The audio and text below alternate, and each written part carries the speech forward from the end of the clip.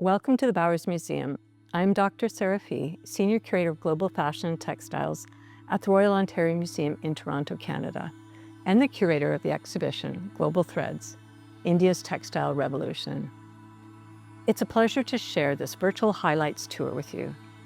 Consider this an introduction to the exhibition, a glimpse of what awaits you when you experience it in person. Be sure to visit before the show closes on April 5th, 2026, to take in the full depth and detail for yourself.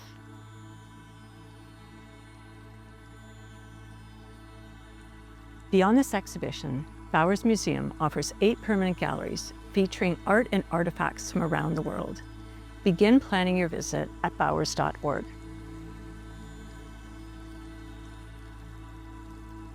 Global Threads, India's Textile Revolution, is produced and circulated by ROM, the Royal Ontario Museum, in Toronto, Canada.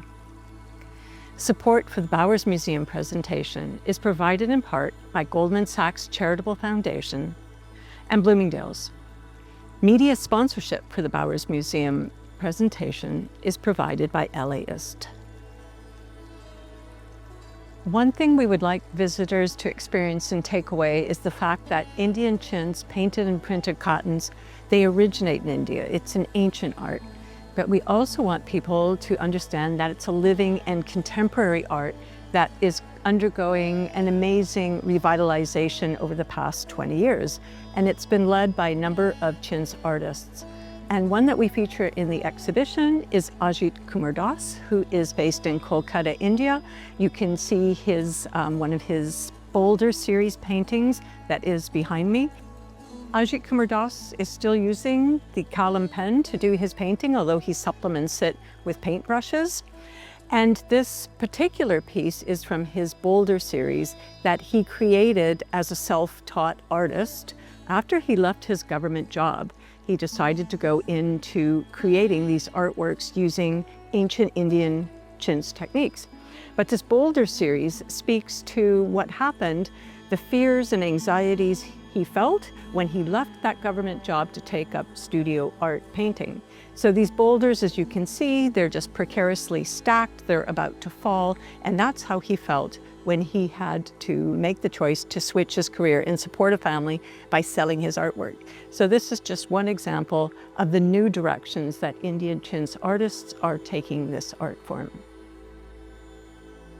So when you come to the exhibition, the oldest pieces that you're going to see actually come from Egypt. Because of the monsoonal climate in India, older pieces don't survive, but where they are found are in the dry sands of Egypt. Egyptians of the medieval period loved Indian chintz and they imported huge quantities of it. Most of them are either red and white, blue and white, or red, white, and blue. The more colors, the more valuable it was. But still, my 2 favorites that we have on display from India made for Egypt is a blue and white block print that we have carbon-14 dated to 1450, and you can see when you look at it just how crisp the design remains and how dark blue it is. The same for my favorite red and white piece, which shows lush vegetation, probably trees, and it was hand-painted and it's been dated to the 1300s. So these pieces are over 600 years old, but the color is still so vibrant and the design is still so bold that you can see why everyone around the world loved Indian chintz and imported it in large quantities. So in the exhibition, a lot of the pieces you will see are very subtle. They can be just small florals or geometric shapes, but some of them are really graphic, bold, and figurative. And that's why I love this particular piece, which shows the epic battle from the Indian epic, the Ramayana, and it shows Rama in battle with Ravana, his major enemy. And you can see them engaged in battle and with bows and arrows.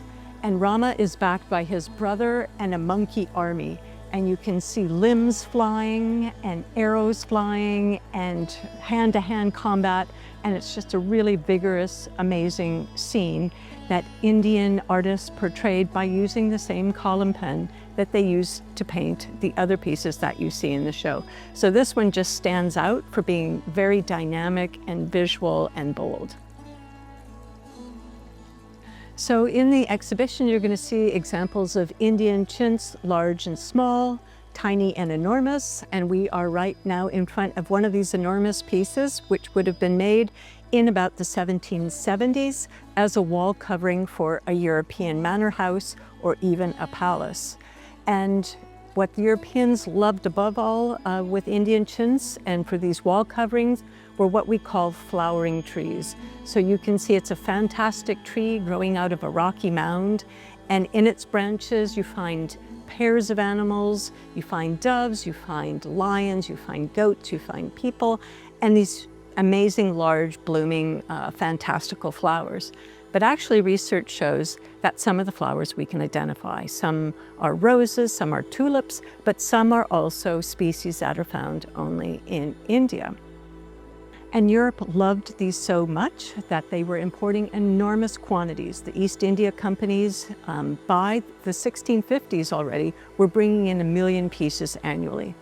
And from furnishing fabrics, from wall coverings that people used to line their bedrooms, their studies, their libraries, it became fashionable as dress. So that was the next phase in the history of Indian chintz in Europe, was it became a dress fashion craze. And that had certain consequences, and we talk about that as well in the exhibition.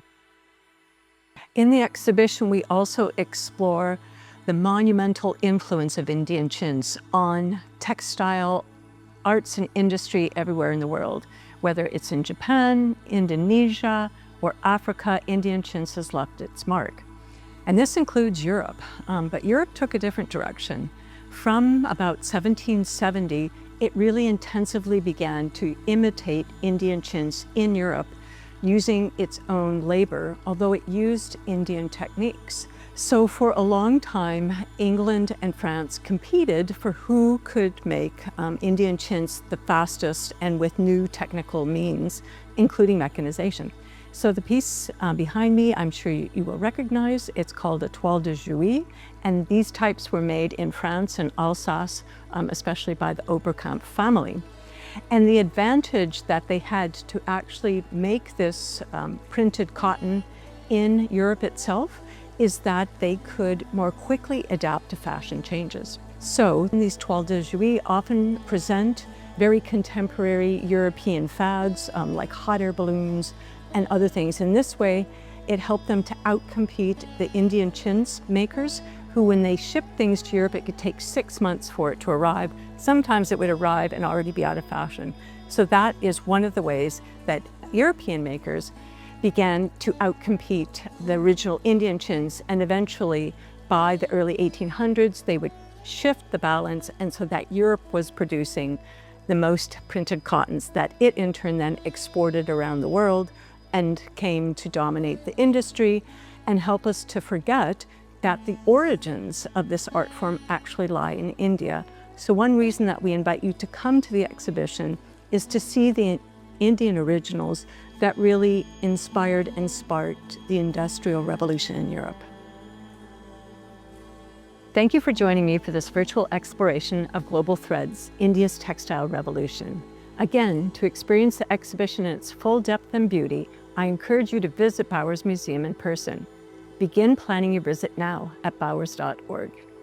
And don't miss your chance to celebrate this exhibition with us at the Bowers Bollywood Bash, taking place March 21st, 2026. Learn more at bowers.org/bash. On behalf of Bowers Museum, I want to thank you, as always, for your support.